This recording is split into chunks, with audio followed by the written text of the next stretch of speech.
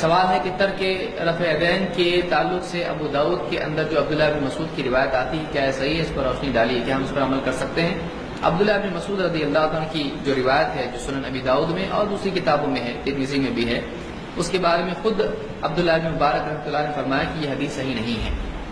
مزید یہ کہ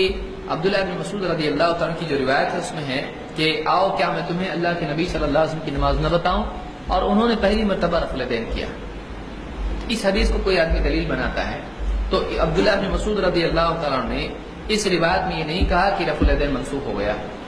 اس روایت میں انہوں نے یہ نہیں کہا کہ رفع الیدین کرنا غلط ہے، انہوں نے بس یہ کہا کہ میں تم کو نبی کی نماز بتاؤں اور بغیر رفع الیدین کی۔ یہ حدیث پہلے تو سند کے اعتبار سے بھی صحیح نہیں، اس میں عاصم بن کلیب ہے جو منفرد ہوں تو حجت نہیں ہوتے۔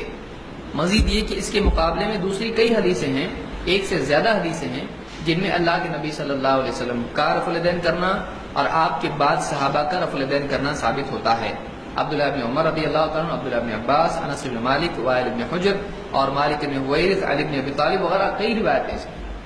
تو ان روایتوں سے ثابت ہوتا ہے کہ اللہ کے نبی صلی اللہ علیہ وسلم رفع الیدین کرتے تھے اور آپ کے بعد صحابہ نے کیا۔ تو ان سب کو چھوڑ کے صرف اس ایک روایت کو لینا جس کی سند میں خود ایک اختلاف ہے، عام طور سے محدثین نے اس کو ضعیف کہا ہے، تو پھر یہ اصول اعتبار سے غلط بات ہے۔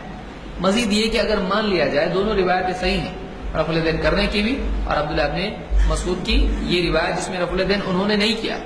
اس میں کہا جا سکتا ہے کہ رفع الیدین بھی صحیح ہے اور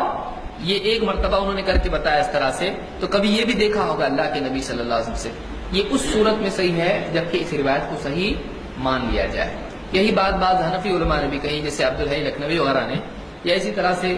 دوسرے علماء نے، جیسے ابن حزم کا حوالہ لوگ دیتے ہیں اس سلسلے میں کہ انہوں نے اس حدیث کو صحیح کہا ہے۔ تو ابن حزم کا خود کہنا یہ ہے کہ ایک مرتبہ چھوڑا بھی ہوگا اللہ کے نبی صلی اللہ علیہ وسلم نے تاکہ یہ معلوم ہو کہ فرض نہیں ہے، تو اس سے منسوخ کرنا رفع الیدین کو کسی طرح سے ثابت نہیں ہوتا ہے۔ مزید یہ کہ عبداللہ بن مسعود رضی اللہ تعالیٰ عنہ رکوع میں تطبیق کرتے تھے، رانوں کے بیچ میں ہاتھ ڈالتے تھے، گھٹنوں پہ ہاتھ نہیں رکھتے تھے۔ اب کیا کوئی آدمی تطبیق کی وجہ سے آپ کے اس عمل سے بعد میں جو کرتے تھے کیا گھٹنوں پہ ہاتھ رکھنے کو بھی چھوڑ سکتا ہے؟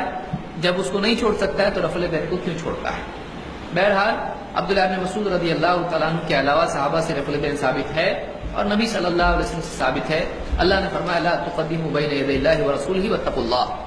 اللہ اور اس کے رسول سے آگے مت بڑھو، اللہ سے ڈرو، اللہ سے ڈرو۔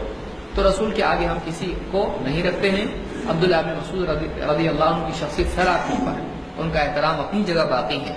لیکن ان کی یہ بات اگر ثابت بھی ہو، پہلے تو ثابت نہیں ہے، ثابت بھی ہو تو نبی کے مقابلے میں ان کی اس بات کو ترجیح نہیں دی جا سکتی ہے، جیسے تطبیق کو ترجیح نہیں دے سکتے۔